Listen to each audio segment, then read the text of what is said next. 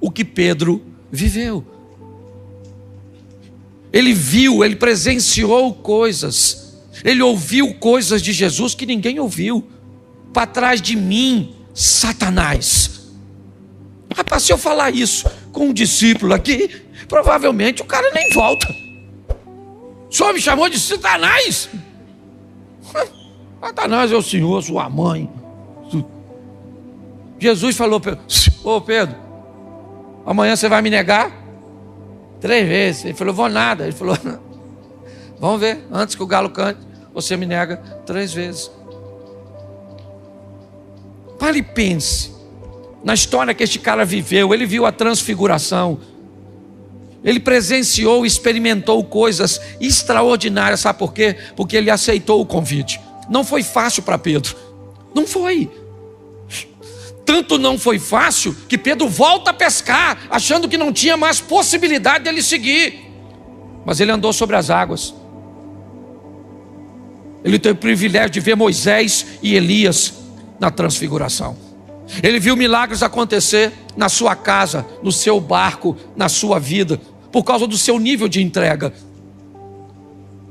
O grande desafio desse ambiente que nós estamos vendo são pessoas que não estão preparadas para as adversidades, para os problemas, para as crises, para as palavras que não são agradáveis, pelas versões que falam a nosso respeito,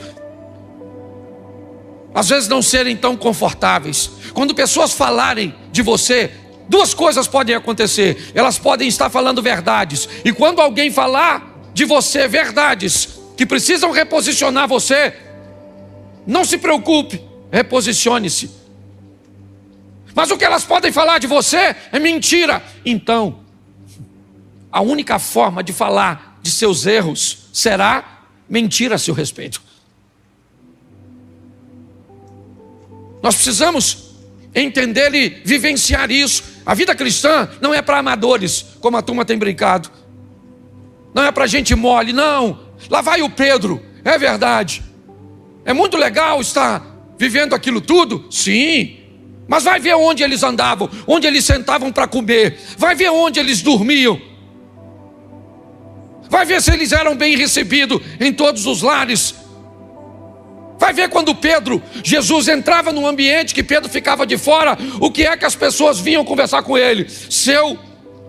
Mestre, tem demônio, isso é comilão, isso anda com pecador, isso não é gente boa, isso é um charlatão.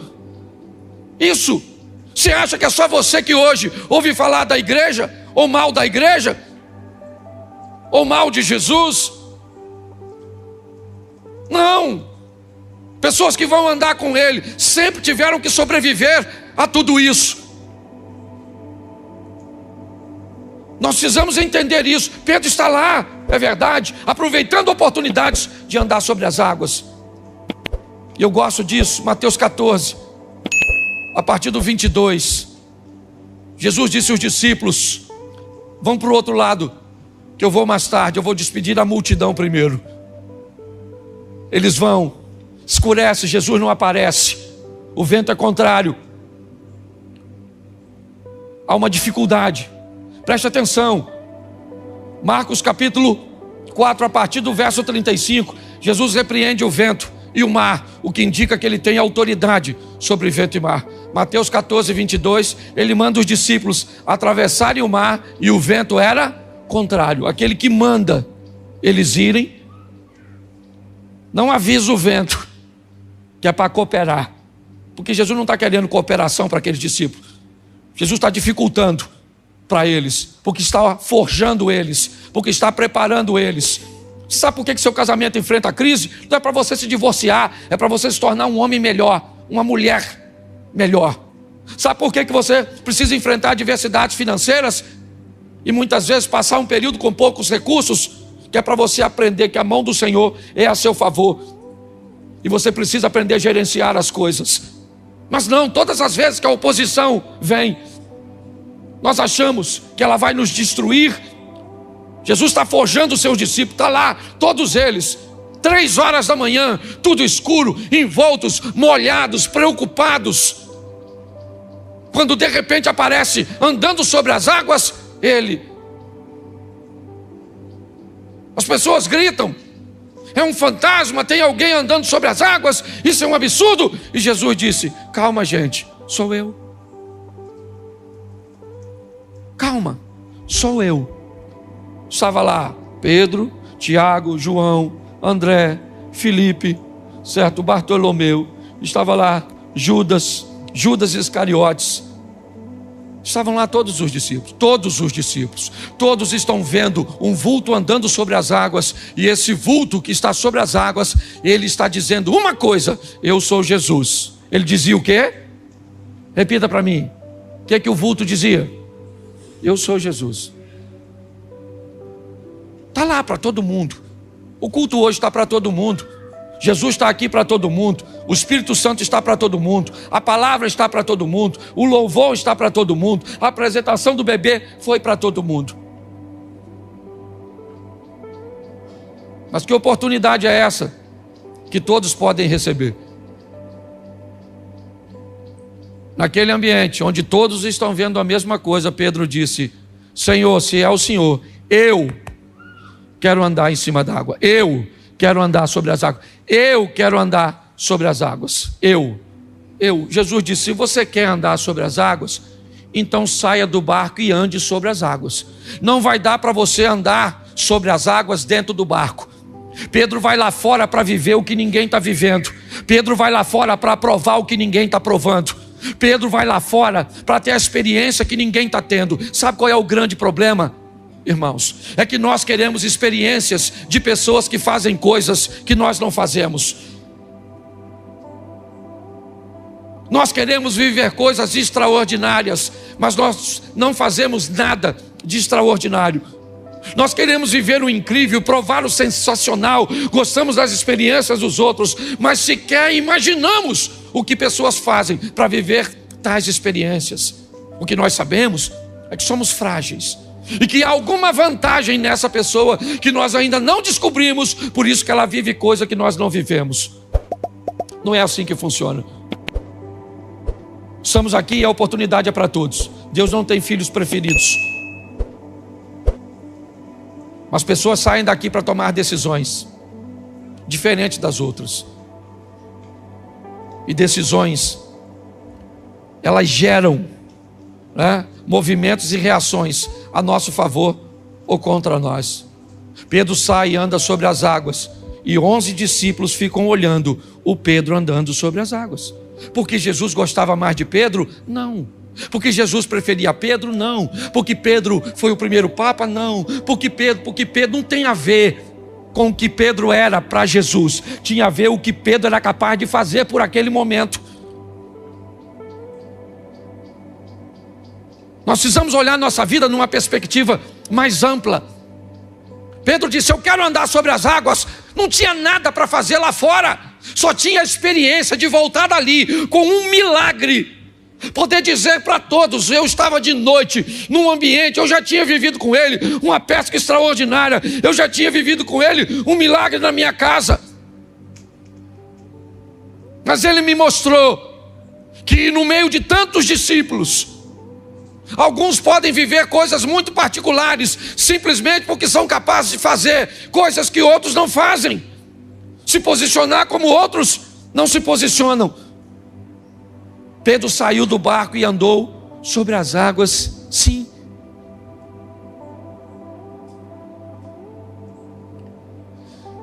Mas um dia Jesus disse para ele: Pedro, o diabo, olha que coisa interessante, ele me pediu para agir sobre a sua vida. Pô, gente, aí é meio louco, não é? Então quer dizer que o diabo precisa da autorização de Deus para mexer na nossa vida? Bom, isso também dá para ir no Velho Testamento e dar uma olhadinha em Jó. Tendo visto o meu servo Jó, íntegro, fiel, que me teme, que se desvia do mal, o que o diabo disse para Deus? Mas também, tudo que ele tem o Senhor protege. Antes da Bíblia dizer que Deus protegia tudo o que era de Jó, a Bíblia diz que Jó vivia uma vida íntegra. Aí eu pergunto a você: quem é que protegia a vida, a casa e os bens de Jó? Deus ou Jó? Jó. Era ele. para o diabo agir na sua vida, você tem que autorizar. Você autoriza. É você que fecha a porta. Você viu a palavra de oferta? É você que fecha a porta ou abre a porta. É você que fecha a porta ou abre a porta da sua casa. É você que fecha ou abre a porta de suas emoções. É você que faz isso. A grande questão, gente, é que nós estamos aguardando um Deus que nos transforma. E a Bíblia não diz isso. Não diz. A Bíblia não diz que Deus vai te transformar. A Bíblia diz: transformai-vos. Jacó vira Israel? Sim. Quem transformou Jacó em Israel? Jacó. Quando ele diz: eu não quero mais isso para a minha vida. Eu não quero, chega, eu não vou te deixar antes de você me abençoar. Que benção o cara quer? O cara é rico, cheio de filhos, o cara é próspero, esse é Jacó. Mas ele diz: mas eu quero ser mais do que isso. E o anjo diz: como é que é seu nome? Ele diz: o meu nome é Jacó. Ele diz: então a partir de hoje, seu nome não é mais Jacó, seu nome é Israel. Quem transformou Jacó em Israel foi o próprio Jacó. Quando ele decidiu que a vida de Jacó não cabia mais nele.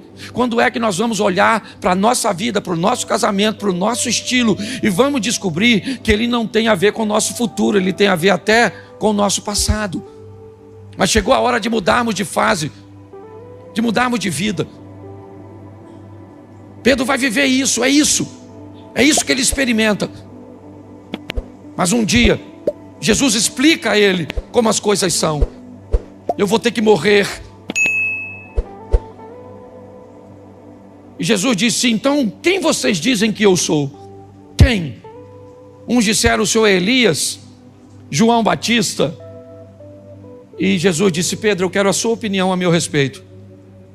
Você que eu fiz um milagre no seu barco, você que eu fiz um milagre na sua casa, você que eu permiti que andasse sobre as águas, quem você diz que eu sou?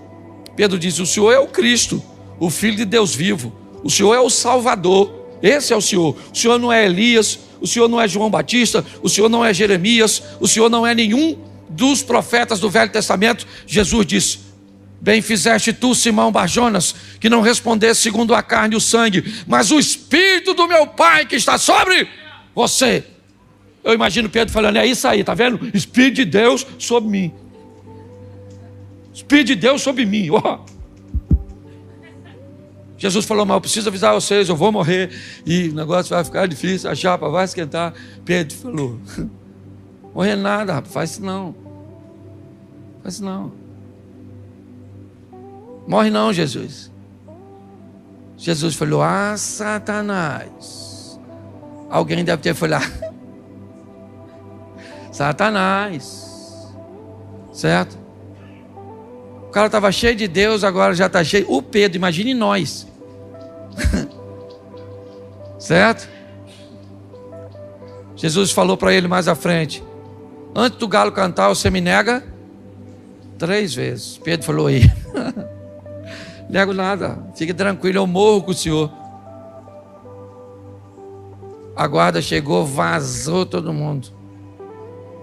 Todo mundo. Eu gosto do Pedro, gente, eu gosto do Pedro, já estou terminando. Pedro foi embora, mas não foi, sabe? Você conhece aquele crente que vai, mas não vai, Eliseu? Às vezes parece que o cara desviou, o cara tá. Cadê o cara? Desviou. Cadê? Você conhece os crentes assim? Eles estão, mas não estão. Pedro estava lá, mas não estava, porque ele estava escondido olhando Jesus de longe. Aí perguntaram a ele: ô cara, você não estava com Jesus? Ele falou: Jesus? Jesus. Ah, o cara dos milagres. Ah, não, isso aí eu vou dormir. Não, certo? Não, você não estava com Jesus? Jesus? Que Jesus? Não, eu não sei quem ele é não, pai. Só até ouvi falar, e o chupiscador. Uma mulher perguntou: você estava? Aliás, ela nem perguntou. Em algumas traduções ela afirmou: você estava, você é um deles. Ele falou: não sou, garota. Confusão, é outro Pedro. Ela falou, você é igualzinho a ele, você se parece com ele, você fala como ele, você anda como ele, você estava com ele, Pedro, você é da gangue. Pedro começou a falar, sei lá, com os palavrão, também não sei, não sou obrigado a saber tudo. Falou umas coisas lá esquisitas. Mas sabe o que eu aprendo nessa história? Que tem gente que luta para falar que é com ele e os outros falam que não é. Tem gente na igreja que fala assim, sou crente, e o outro fala, hã? Eu ando com Jesus. Você está confundindo. Você anda com o outro, o concorrente, o do tridente, certo? Tem gente que não precisa nem falar. Se você tentar falar que não é crente, você vai para a universidade, para a faculdade, você fala, você é crente? Fala, não sou nada. Você tem cara de crente, ó. Tem cheiro de crente. Você é crente, ó. Não sou, rapaz, não sou. Sou pecador, mas pecador também sou, mas você é crente. Aí quem é que cantou? O tal do galo. Engraçado. A gente faz cada pergunta idiota, né? Estava eu na última caravana em Israel. Um imbecil, tá gravando? Imbecil. É um imbecil que disse, supostamente, que o galo era uma desgramada de uma trombeta que se tocava. Alguém já escutou falar isso? Palhaçada, tá assim de galo lá. E não é de hoje que os galos. É um imbecil que falou isso. Aí eu fui falar, passei uma vergonha, porque escutei uma praga de uma besta e acreditei num fake news. No meio da caravana, 50 pessoas. Eu falei, vem cá, gente, esse negócio de galo era uma trombeta assim. Pensa. O que eu queria sumir, queria virar petróleo. Você está rindo, mas é sério. Então Jesus falou, antes do galo cantar, você me nega. Quando ele negou a terceira vez, o galo, ó, pensa, claro.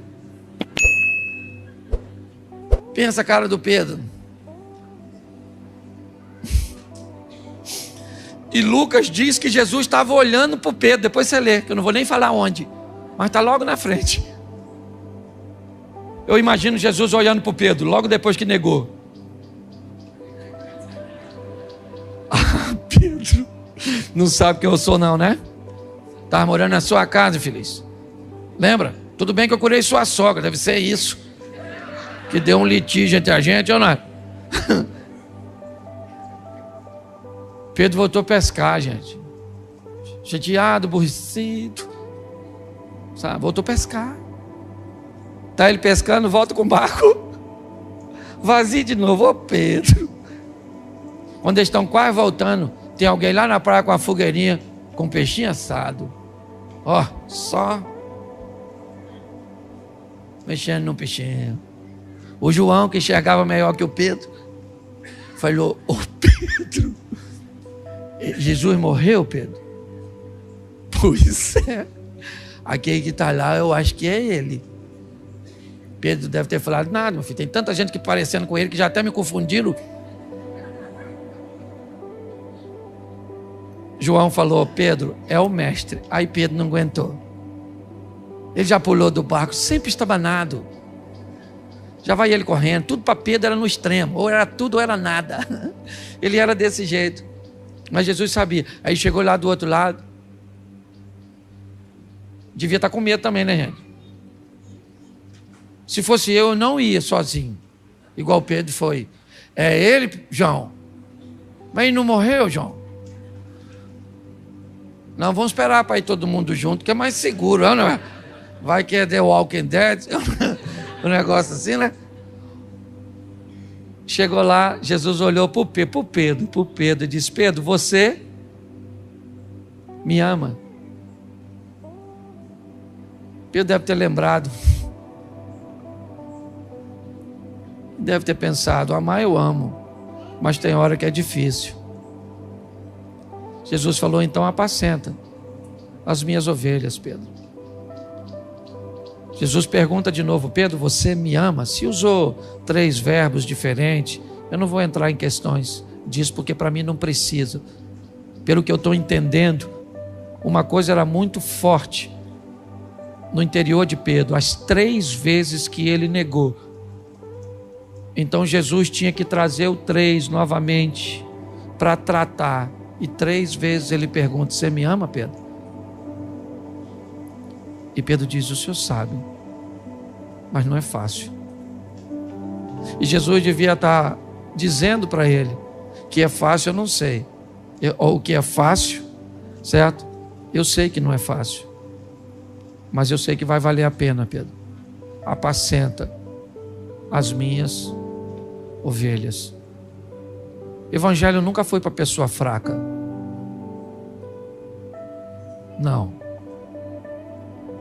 Morar no céu é a coisa mais fácil que tem. Para morar no céu eu preciso só do visto, do passaporte para entrar. E Ele é Cristo. Mas para viver na terra enquanto não vamos para o céu, aí temos que aprender a ser gente, amigos, vamos precisar ser irmãos, filhos, pais, sogras, cunhados, vamos precisar ser colaboradores, patrões, chefes, vamos precisar vencer a nós mesmos para virarmos gente. Hoje tem muita pessoa sem gente dentro, faltando gente dentro das pessoas. Vamos sair daqui para entendermos que o Evangelho precisa ser pregado, e muito mais do que pregado com palavras, vivido.